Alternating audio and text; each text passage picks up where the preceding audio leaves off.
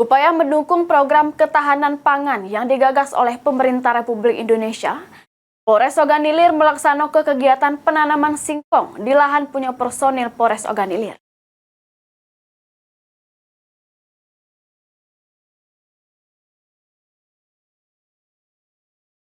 Kegiatan nanam singkong ini dilakukan di lahan seluas 40 hektar yang terletak di wilayah Ogan Ilir.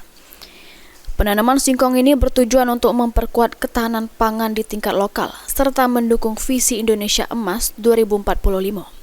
Penanaman ini berfokus pada pengembangan pertanian sama pemberdayaan masyarakat, juru nyiptakan ketersediaan pangan yang cukup sama berkualitas. Juru proses pelaksanaannya, Polres Ogan Ilir melibatkan kelompok tani setempat, yang melok serta juru proses penanaman sama perawatan tanaman singkong yang diharapkan bisa nunjuk manfaat jangka panjang.